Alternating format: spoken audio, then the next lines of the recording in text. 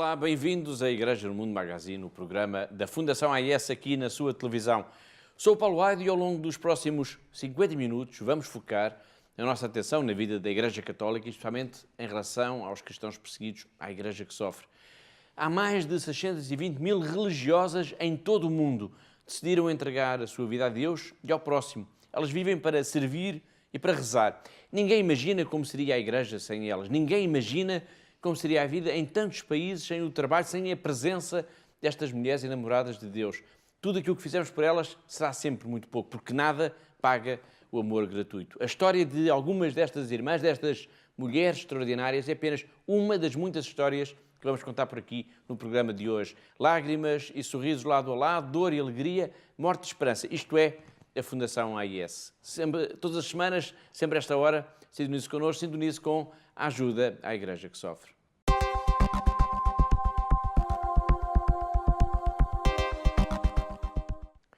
Vamos então ao primeiro tema do programa de hoje, em que contamos, como habitualmente, com a presença da Catarina Martins de Betancourt, diretora da Fundação AIS, aqui em estúdio. Olá, Catarina. Olá, Paulo, e olá também a todos os que estão a ver lá em casa. Muito bem, o programa de hoje arranca ainda com a nossa atenção focada nos terríveis atentados em igrejas no Sri Lanka no domingo de Páscoa. Atentados que causaram mais de 200 de mortos. Já vamos recordar essa tragédia. Não haverá outra palavra mais adequada para descrever aquilo que aconteceu há 2 semanas do que tragédia. Mas, para já, para avivar também a memória dos nossos telespectadores, vamos fazer uma pequena viagem no tempo.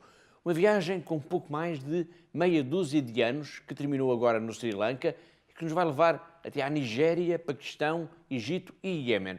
E porquê estes países? Porque todos eles estiveram na mira de terroristas durante as celebrações da Páscoa. Desde 2012, ou seja, desde há apenas 7 anos, a comunidade cristã tem sido alvo de atentados terroristas numa das datas mais importantes do seu calendário religioso, a Páscoa.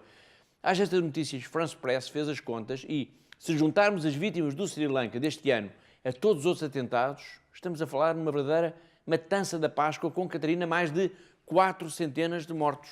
É uma situação terrível, de facto, Paulo, e, portanto, o primeiro atentado nestes últimos 7 anos aconteceu a 8 de abril de 2012, no domingo de Páscoa, em Kaduna, na Nigéria. Portanto, foi um carro-bomba que explodiu junto de uma igreja e, nessa altura, 41 pessoas perderam a sua vida.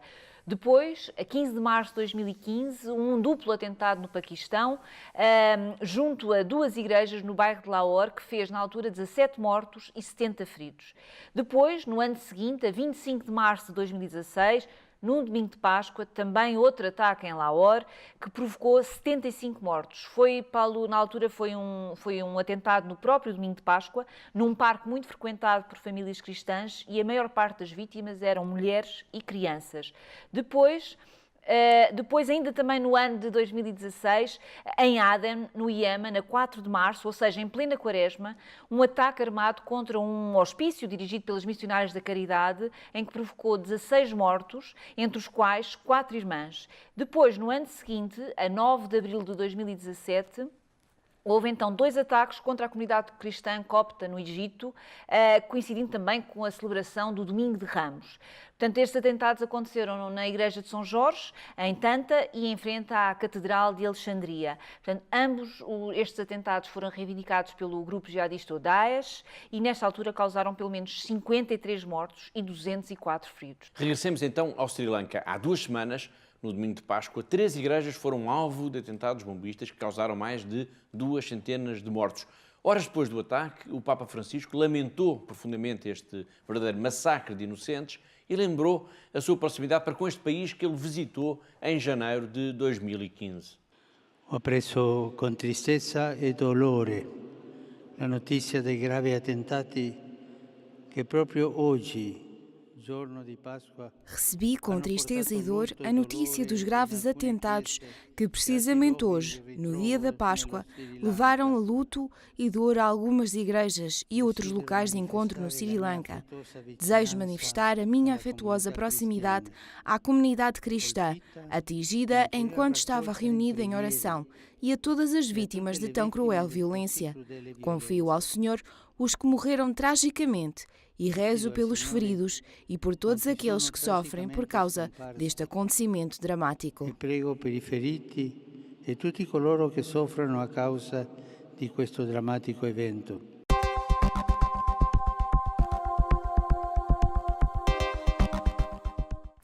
Ainda no próprio domingo de Páscoa, a Fundação AES conseguiu falar ao telefone com o bispo de Chilao, Dom Valence Mendes, que se mostrou perplexo, Catarina, perante tanta violência. Sim, Paulo, ele disse efetivamente que o Sri Lanka estava em estado de choque pelo este ataque brutal contra pessoas inocentes, um ataque que ele não conseguia nem compreender nem explicar. O testemunho do bispo de Chilao, de que já ouvimos aqui uma pequena parte na semana passada, é muito significativo, pois foi obtido pouquíssimo tempo depois dos atentados. É como que uma primeira reação. Vamos escutá-lo. All three churches during the morning Easter Mass. All of us had vigil mass. Estava a decorrer a missa de Páscoa da manhã nas 3 igrejas. Tivemos as missas na vigília da véspera à noite e nas missas da manhã também vêm muitas pessoas. As 3 igrejas estavam repletas. Por isso, houve tantas vítimas. Também houve explosões em 3 hotéis, em Colombo, e informaram nas notícias que no total morreram cerca de 200 pessoas e cerca de 250 pessoas ficaram feridas e estão em hospitais.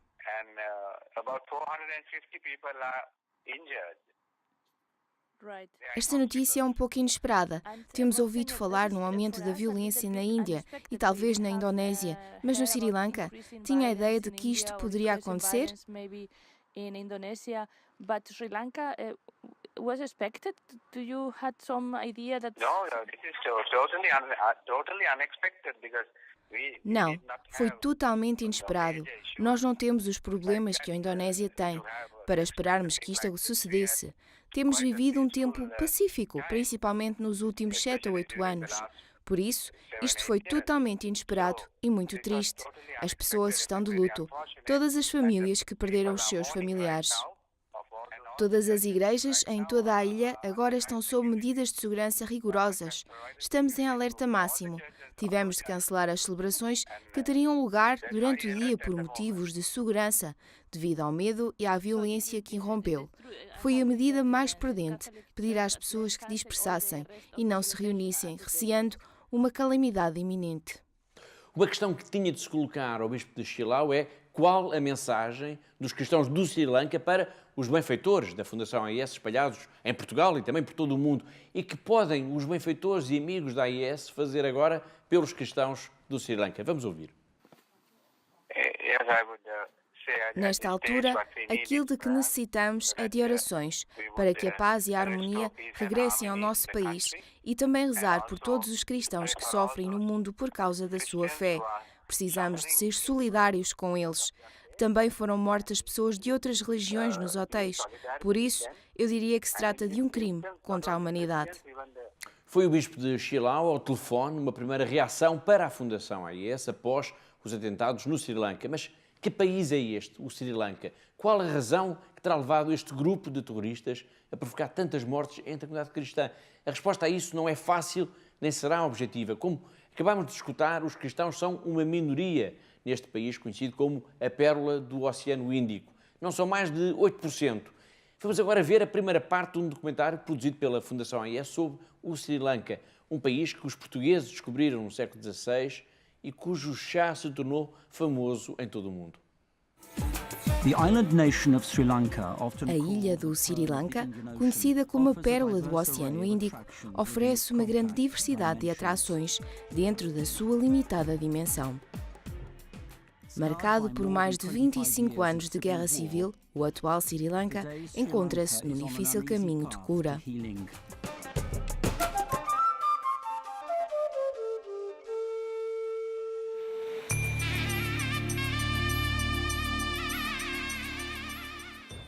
A República Democrática Socialista do Sri Lanka é uma ilha tropical situada no Oceano Índico, no sul da Índia.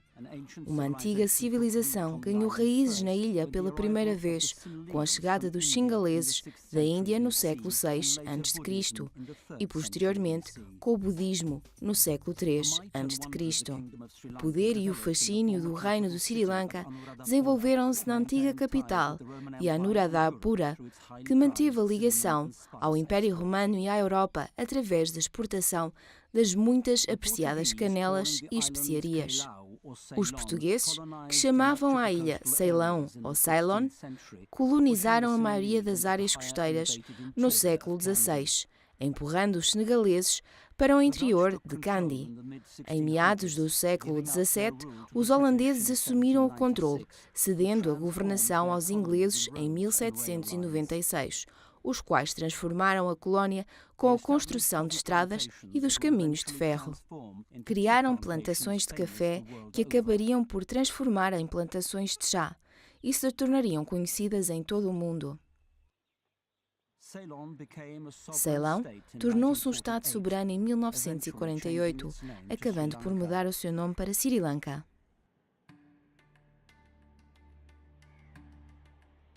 Após a independência, surgiram tensões étnicas quando a maioria budista singalesa declarou a sua visão nacionalista através de diversas leis e da deportação em massa dos tamils indianos que trabalhavam nas plantações de chá.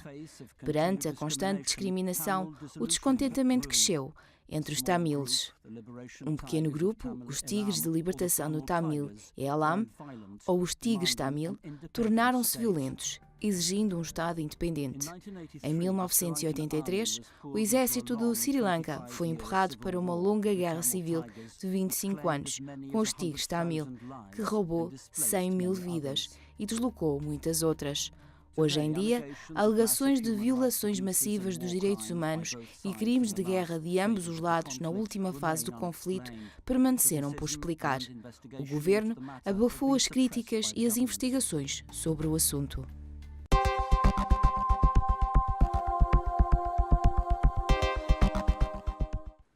Agora vamos até Moçambique. Depois do devastador ciclone Idai, que afetou principalmente a região da Beira, desta vez foi o norte do país a ser atingido com a passagem do ciclone Kenneth, que provocou cerca de 40 mortos e a destruição de pelo menos 3.500 casas.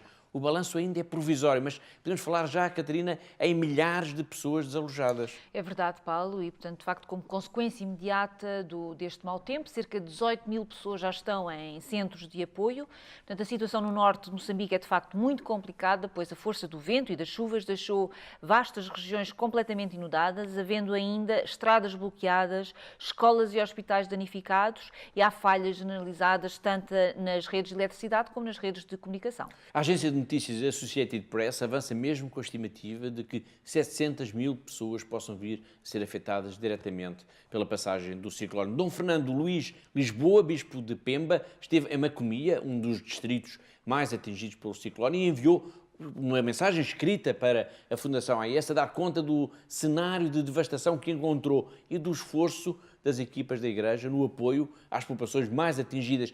Basicamente, Catarina, o que é que ele diz, o que é que disse o Bispo nesta mensagem? Bom, Paulo, esta mensagem de facto descreve um quadro desolador mesmo, e eu tenho aqui comigo então o texto que o Dom Luís nos enviou e vou ler então uma parte do que ele nos escreveu e que ele fala então do que encontrou em Macomia. Portanto, ele diz-nos: árvores caídas em todo o trajeto, sobretudo entre Ancoabe e Macomia. A chegada a Macomia é triste de se ver postes, árvores e casas caídas, muitas e muitas perdas materiais. O povo está assustado e quase sem acreditar no que lhe aconteceu. Muitas aldeias próximas da costa desse distrito estão sem energia e sem comunicação, o que nos impede de saber a situação real. Esta é a segunda vez que Moçambique é atingido por uma calamidade natural no espaço de poucas semanas. A 14 de março, como já dissemos, o ciclone Idai deixou um rastro de destruição na região da Beira, com mais de 600 mortos e cerca de 350 mil pessoas em situação de enorme vulnerabilidade. Uma situação que motivou mesmo uma resposta pronta por parte da Fundação AES. Em poucas horas, a AES fez chegar a Moçambique, Catarina, uma primeira ajuda de emergência. Exatamente, Paulo. De facto, na altura e perante a gravidade da situação e depois da Arquidiocese da Beira nos ter feito chegar à nossa sede internacional este pedido, um pedido de auxílio para minimizar o drama vivido pela população, então a ajuda à Igreja que Sofre fez de imediato chegar então à Igreja local uma primeira ajuda de emergência de 30.000 euros. Uma ajuda que foi usada para as primeiras necessidades, não é? Exato. Sim, portanto, esta foi aplicada logo imediatamente, como o Dom Cláudio Dalla Zuana, o arcebispo da Beira, nos fez questão de explicar na altura. Portanto, ele diz que esta verba foi aplicada na reativação da presença eclesial junto às comunidades, fazendo face às despesas imediatas e à logística para a deslocação dos elementos da Igreja, fossem eles sacerdotes, religiosos ou leigos.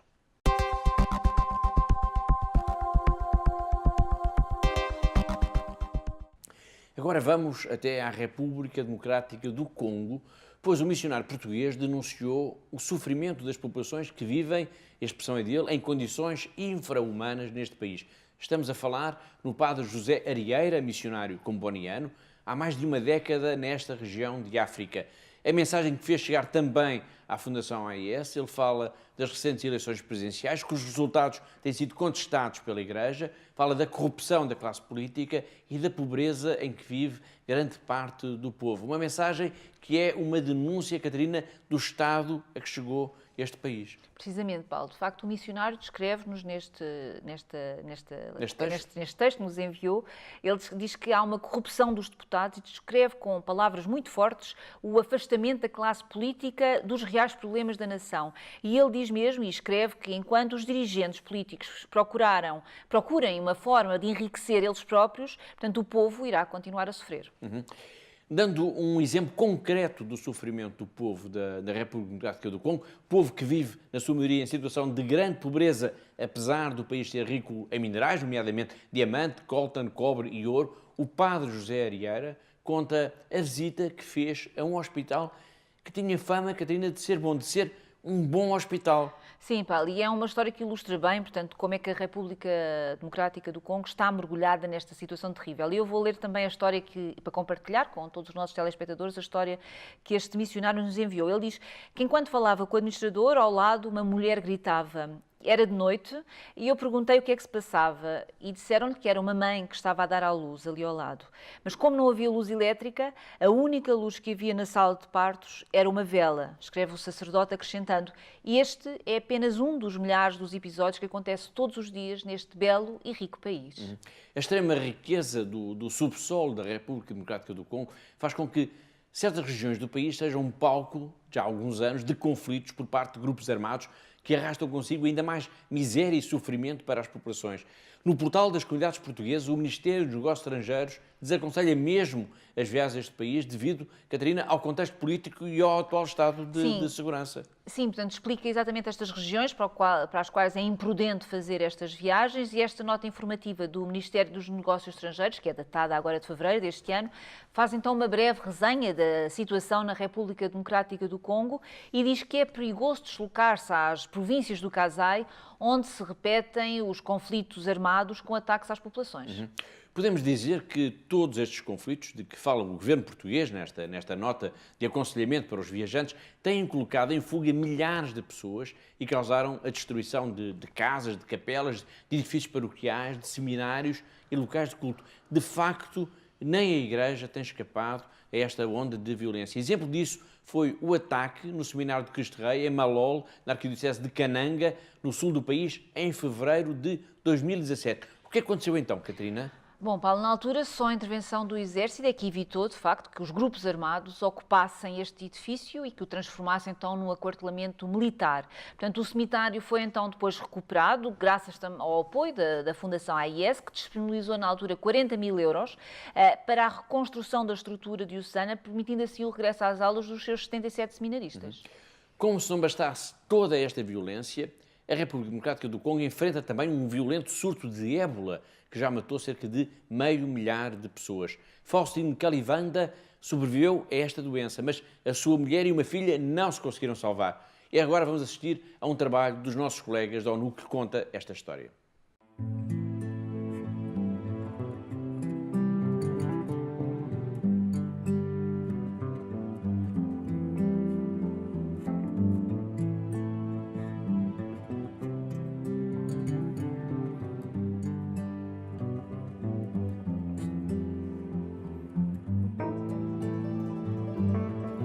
ndio maana kuniponyesha mimi.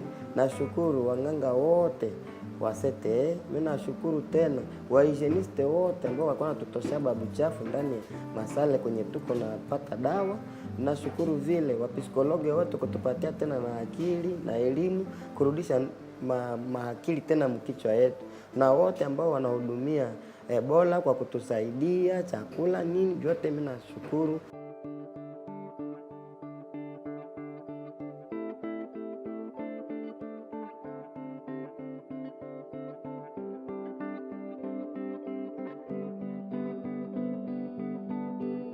Alors, ce programme est aujourd'hui entièrement supporté par l'OMS dans la mise en œuvre de suivi de ces personnes guéries d'Ebola pour une période d'1 année. Alors, je disais que l'OMS a déjà financé la rénovation de 3 sites de suivi. Ici, c'est un site à Beni, un site à Butembo et un site à Mangina.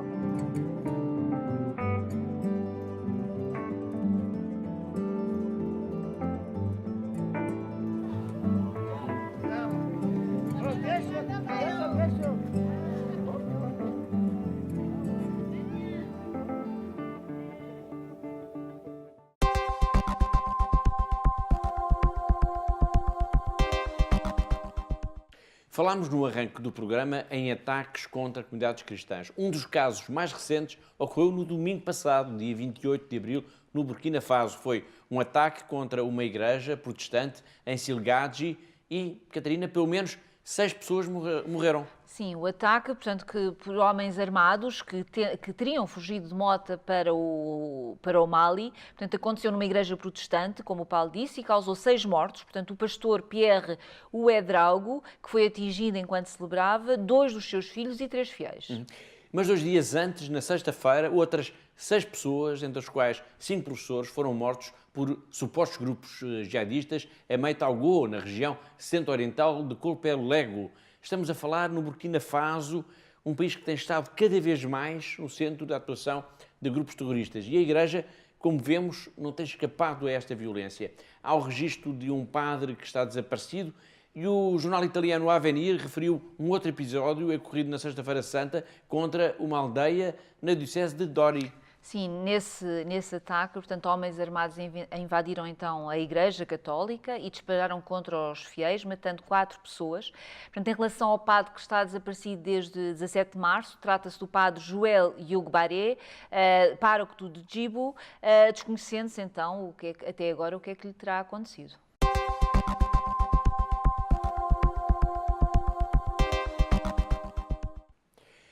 A próxima notícia leva-nos até ao Reino Unido, pois na mensagem de Páscoa, a líder do governo britânico voltou a reforçar a intenção de defender os cristãos perseguidos no mundo. Theresa May não teve pejo em denunciar os ataques contra os cristãos e em reafirmar a vontade do governo de Londres em defender, Catarina, a liberdade religiosa no mundo.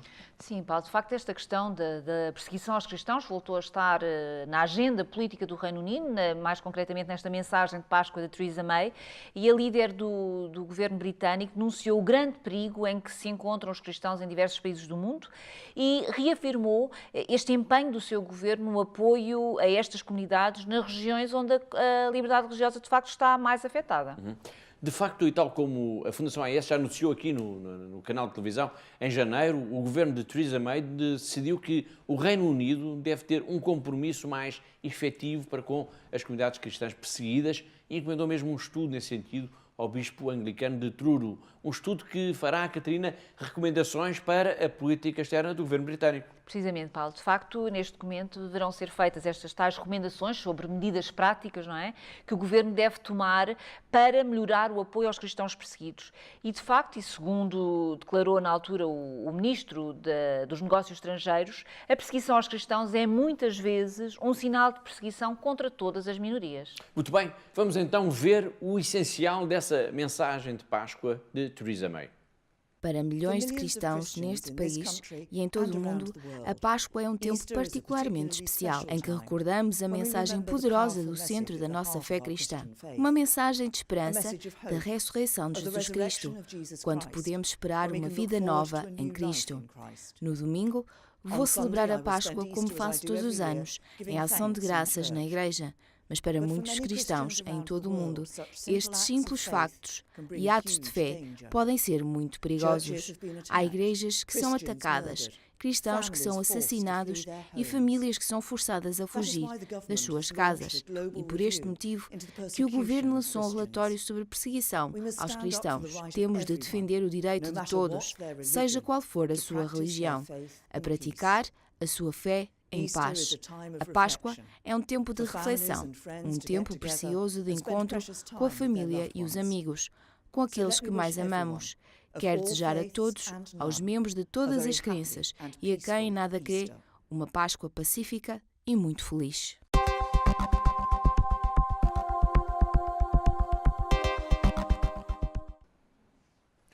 Da Índia chega-nos a notícia de que 2 escolas cristãs foram atacadas por grupos radicais hindus num espaço de apenas 2 dias. O caso mais recente ocorreu na quinta-feira, dia 25 de abril, em Sungnu, no distrito de Chantel, e o alvo do ataque foi, Catarina, a escola secundária de São José. É uma escola católica, portanto é a segunda mais antiga do estado de Manipur e funciona há mais de meio século e tem permitido de facto a formação de centenas de elementos pertencentes à chamada população tribal. E portanto o que se sabe sobre este ataque, Paulo, é que esta escola foi incendiada como resposta a uma medida disciplinar imposta por parte da direção. Portanto o padre Jacob Chapau, que é diretor da Organização da Juventude Católica de Manipur, condenou este incêndio, classificando como um bárbaro ato de vandalismo. 2 dias antes, a 23 de abril, e segundo a agência de notícias Asia News, outra escola foi atacada por radicais hindus. Desta vez foi a escola primária Cristo, no distrito de Palgar, em Maharashtra. E o ataque foi desencadeado por falsas acusações de conversão ao cristianismo contra 14 professores. E em resultado destes atos de violência, há quem afirme, Catarina, que a situação é já alarmante. Sim, Paulo, e quem o disse foi Sanjan George, que é o presidente do Conselho Global dos Cristãos Indianos. Portanto, ele afirmou que esta situação é alarmante e sublinhou que a minoria cristã é vulnerável e sofre a intimidação da maioria hindu, apesar da Índia ser um país secular e que na sua Constituição é garantida, portanto, esta liberdade religiosa.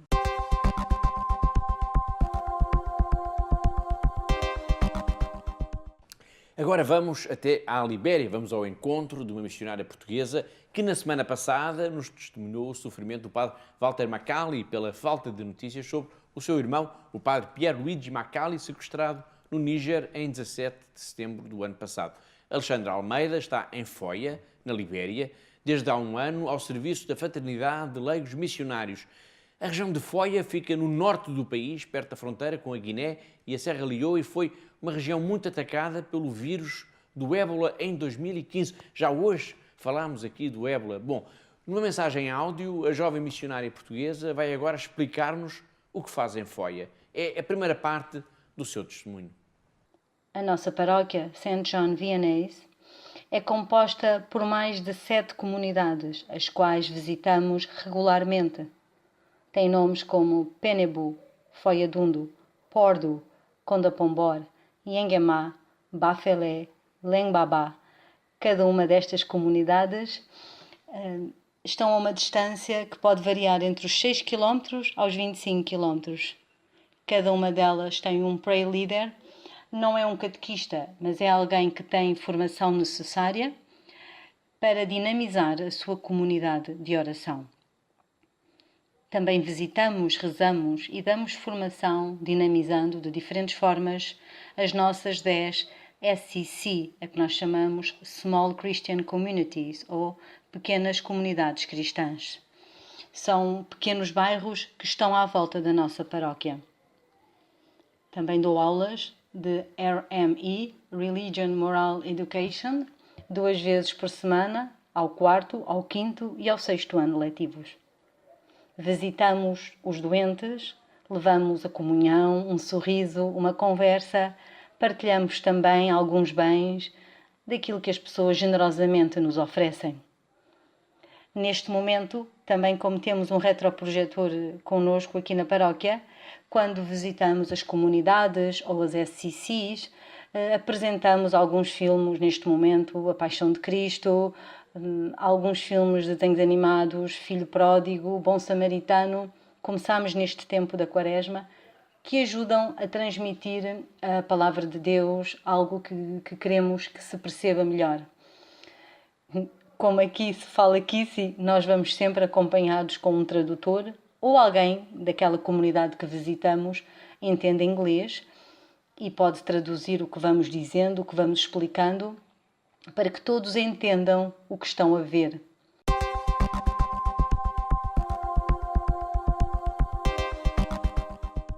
Foi a missionária portuguesa Alexandra Almeida, que está em Foia, na Libéria. Para a semana vamos continuar em contacto com ela para ficarmos a saber mais pormenores do seu trabalho, que é apoiado também pela Fundação AIS. Bom, agora vamos falar da campanha da Fundação AIS que teve início nesta Quaresma, uma campanha em que se procura sensibilizar a sociedade para a importância do apoio ao trabalho, à missão das religiosas em todo o mundo. Escutamos mesmo agora o testemunho de uma missionária portuguesa, neste caso na Libéria, e vamos continuar por terras africanas. Vamos agora ao encontro de uma mulher extraordinária no Ruanda, que é um país ainda marcado, muito marcado pelo passado colonial e pelas desavenças tribais entre Hutus e Tutsis.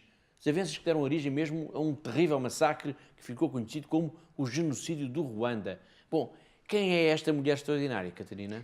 Bom, Paulo, é a irmã Cecir, que é uma irmã palestina, portanto ela é no Ruanda que vive e que trabalha, esta religiosa que tem 49 anos. Portanto, ela cuida de órfãos e de idosos, trabalha num centro de saúde, num jardim de infância e em escolas e também ainda visita pessoas nas suas casas. Ela é, acima de tudo, Paulo, um sinal de que, apesar da tragédia do passado, o futuro pode ser sorridente. Muito bem, vamos então ver agora a irmã Cecir a falar do seu trabalho tão difícil e tão necessário. Ela gravou uma pequena mensagem para nós, para a Fundação AIS. Vamos ver. Hello, I'm Sister Cecilia. I live in Rwanda, a beautiful country in the heart of Africa. Since I was a child, I dreamed of taking care of elderly people, the loneliest and the most forgotten. God called me to do this job in congregation of Arutani missionary sisters. Some of them are so old and fragile that it's very difficult for them to do some of the most simple tasks. Sometimes they have nothing to eat. We ask the kids to convince their parents to share their food with the elders. Healthcare is very expensive. We provide them basic medical treatments at our dispensary. Many of them live with serious trauma from the past, when 1 million of us were killed during the genocide. Everybody lost someone. When the violence stopped, we realized that the most important thing we needed was forgiveness and love. Because without God's love, forgiveness and reconciliation would not be possible.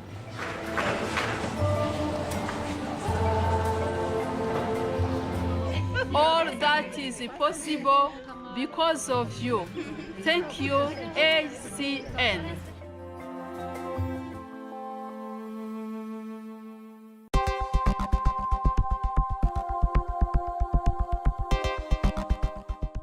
Há mais de 620 mil religiosas em todo o mundo. Decidiram entregar a sua vida a Deus e ao próximo. Vivem para servir e para rezar. Ninguém imagina como seria a Igreja sem elas. Ninguém imagina como seria a vida em tantos países, sem o trabalho, sem a presença destas mulheres enamoradas de Deus. Tudo aquilo que fizermos por elas será sempre pouco, porque nada paga o amor gratuito. Vamos agora conhecer, com a ajuda da Pilar Rocha, algumas histórias de algumas destas irmãs, destas mulheres extraordinárias. Nas cidades ou nos campos, no meio da floresta ou em pleno deserto, fechadas num convento ou no cimo de uma montanha. Há em todo o mundo mais de 620 mil mulheres consagradas a Deus e ao próximo. São extraordinárias. O que fazem não tem preço. O amor não tem preço. Às vezes o trabalho das irmãs parece quase insignificante. Ir de casa em casa, de aldeia em aldeia, conversar com as pessoas, conhecer os seus problemas, as suas dificuldades e anseios. Parece simples, mas não é fácil. Os outros estão sempre em primeiro lugar. Os outros são sempre a razão de ser da vida destas mulheres extraordinárias. São normalmente tão pobres quanto as comunidades em que estão inseridas. No entanto, oferecem verdadeiros tesouros. Um gesto de carinho, um sorriso, um abraço. O silêncio de quem escuta de verdade e conforta. Uma gargalhada inspiradora. Às vezes, um simples olhar. As irmãs oferecem verdadeiros tesouros mesmo quando têm as mãos vazias. Em tantos lugares do mundo, há famílias inteiras que caíram há gerações na pobreza extrema como se fosse uma armadilha. Em tantos lugares do mundo, a sociedade ignora-as, maltrata-as, até pela indiferença. A dor dessas pessoas, dos mais pobres, dos indigentes, dos doentes, dos rejeitados pela sociedade, é como se não existisse. Mas para as irmãs, para as religiosas, para as mulheres consagradas a Deus, a dor deles dói. E dói de verdade. Os rejeitados da sociedade são os primeiros a abraçar, como se fosse um dever, como se fosse uma missão. Uma missão que por vezes tem levado ao sacrifício das próprias vidas. Dia 4 de março de 2016, 4 missionárias da caridade foram mortas a tiro no Iémen por terroristas do Daesh. Tratavam de pessoas com deficiência e idosos. Eram as irmãs Anselme, Judite, Margarida e Reginete. 2 dias depois, após a oração do Ângelus, o Papa Francisco referiu-se a elas como mártires e acrescentou: estas religiosas deram seu sangue pela Igreja. Foram mortas pela indiferença, por esta globalização da indiferença a quem nada importa. Dia 16 de maio de 2016, a irmã Teresa Rakova, da Congregação das Servas do Espírito Santo, foi atingida a tiro por elementos do Exército de Libertação do Povo do Sudão. Não resistiu aos ferimentos e morreu dias depois. Dia 7 de fevereiro de 2017, a irmã colombiana Cecília Narvaez Argotti foi raptada por um comando jihadista no Mali. Desconhece-se ainda o seu paradeiro. Dia 26 de outubro de 2018, 5 irmãs das missionárias de Marta e Maria são raptadas depois do carro em que viajavam ter sido atacado. Conseguem ser libertadas dias depois. Agosto de 2014, a irmã Chantal Pascalina, das Missionárias da Imaculada Conceição, morre infectada pelo vírus do ébola, em consequência do trabalho com as populações da República Democrática do Congo. A lista é quase interminável. Apoiar as mulheres consagradas a Deus faz parte também da missão da Fundação AIS. Nesta Páscoa, todos os secretariados internacionais da ajuda à Igreja que sofre iniciaram uma campanha especial de apoio às irmãs. Elas são mulheres extraordinárias que dão o melhor de si em favor dos outros. Tudo o que fizermos por elas será sempre pouco. De facto, nada paga o amor gratuito. 1 em cada 60 irmãs no mundo é apoiada diretamente pela Fundação AIS. Elas podem contar consigo?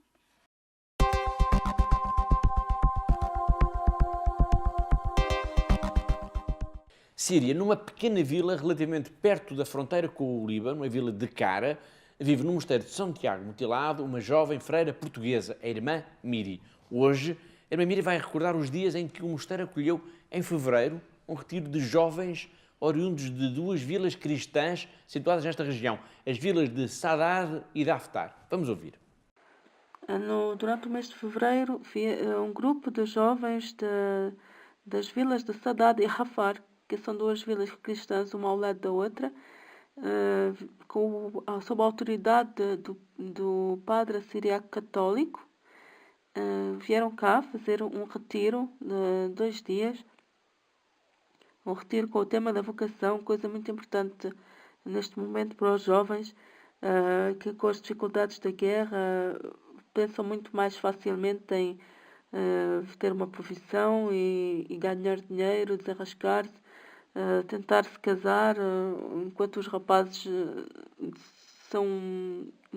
os rapazes ou migraram ou estão no exército, em que os jovens pensam muito em partir, têm uma ideia fixa de se ir embora e partir.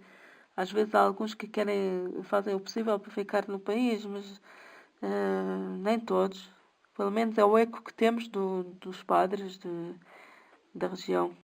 Foi um retiro em que os jovens franceses de SOS Chrétien d'Orient, eles quiseram estar presentes durante esse retiro, para nos ajudar e também para estar junto desses jovens. Um retiro que se passou bem e com uma missa muito bonita.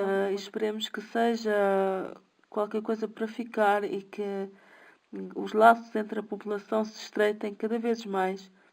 Há quem diga que aos dois lados há pessoas que se estreitaram muito mais, mesmo entre os muçulmanos e os cristãos, e há outros que se afastaram muito mais, ficaram com ideias muito mais radicais. Pedimos ao Senhor a graça da unidade.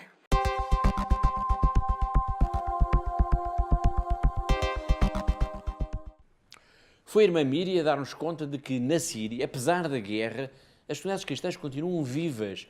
O retiro com os jovens de Saadad e Darfur é disso um bom exemplo, mas a Síria continua a viver tempos muito difíceis, ainda com episódios de guerra, mas sobretudo com o país destruído e a economia de rastros. E da Síria, mais propriamente da cidade de Alepo, chega-nos um pedido, Catarina, muito especial. É um pedido de ajuda para as crianças.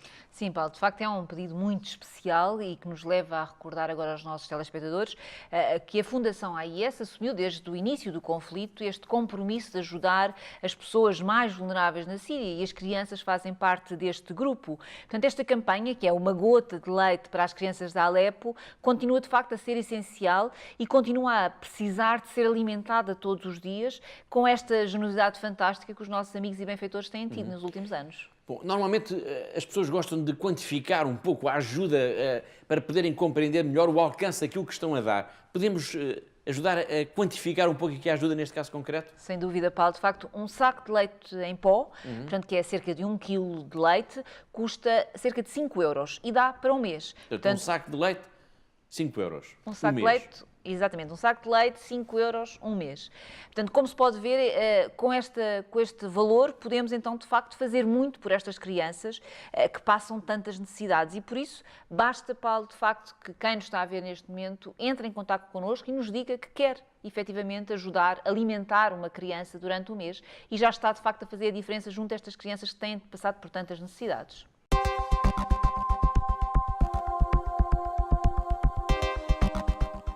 Agora vamos até ao Vaticano para lermos algumas das mensagens que o Santo Padre nos enviou quase todos os dias nesta semana através da internet. São os tweets do Papa Francisco.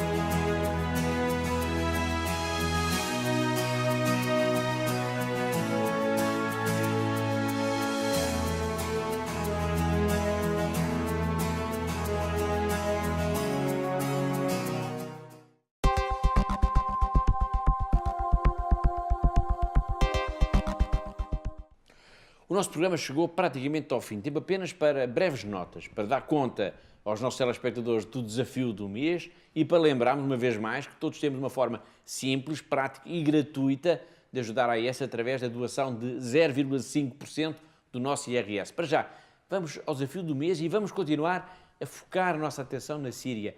Há pouco falámos na campanha Uma Gota de Leite para as crianças de Alepo. Bom, o apoio às crianças é essencial e entre todos os que mais sofreram com a guerra estão, claro, as crianças. E a Fundação AIS está particularmente empenhada na ajuda à educação também das crianças e dos jovens sírios. E o desafio do mês leva-nos agora até à cidade de Homs, até ao Centro Semente de Mostarda. Catarina, queremos saber tudo sobre este desafio do mês. Bom, Paulo, antes de falarmos deste projeto, deste desafio, é bom lembrar também os nossos telespectadores que atualmente mais de 5 milhões de crianças e adolescentes precisam urgentemente de apoio especializado para ultrapassarem o trauma da guerra, vivido durante o tempo da guerra. Portanto, Uma geração sem educação é uma geração perdida e, por isso, este apoio que nós, a Fundação AIS, quer levar às crianças e jovens que foram afastados da escola durante todos estes anos e que só conheceram esta dura realidade da guerra, é de facto uma prioridade da AIS. E é aqui que entra o projeto, então, que o Paulo falou agora mesmo. Dá o Centro de Semente de Mostarda em Homs. Exatamente. Que é uma semente de esperança, podemos dizer, não é? Exatamente, é isso mesmo, Paulo. Portanto, é uma semente de esperança para 90 jovens com profundas dificuldades de aprendizagem e que são então apoiados por este Centro de Sementes de Mostarda em Homs. Portanto, que foi criado então pelas Irmãs dos Sagrados Corações de Jesus e Maria. Portanto, este centro chegou a ser ocupado pelos jihadistas durante a guerra e foi transformado na altura num centro de comando. Mas agora, com a ajuda da Fundação AIS, foi possível recuperar este centro e neste momento as crianças e jovens entre os 4 e os 30 anos estão finalmente de regresso. Muito bem. Este centro acolhe então crianças e jovens com dificuldades de aprendizagem. Estamos a falar no desafio do mês que lançamos aos nossos telespectadores. E neste caso concreto, Catarina, é possível também ajudar a quantificar um pouco a ajuda? Sim, Paulo, tudo o que nós possamos dar será sempre bem-vindo, não é? Tudo o que os nossos telespectadores, os nossos amigos e benfeitores nos possam dar é sempre bem-vindo.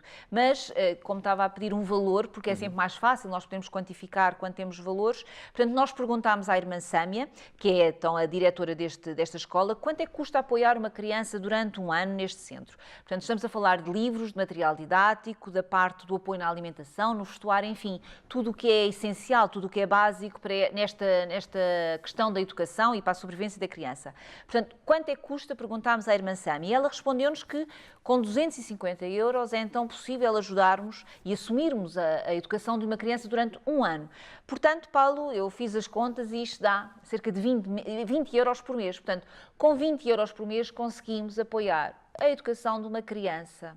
E isto, podemos então, desta forma, perceber que com uma pequena vontade da nossa parte, com uma pequena ajuda de todos nós, podemos, de facto, ter a nosso cargo uma educação de uma criança e ajudá-la, de facto, a ultrapassar este momento. E por isso, deixo aqui mais este desafio a quem nos está a ver, de ajudar estas crianças a terem então um futuro melhor no seu país, depois de tantos anos de guerra. Portanto, e ajudá-las neste sentido de ajudá-las a ter um futuro melhor, um futuro positivo e dar-lhes esta esperança para um futuro melhor.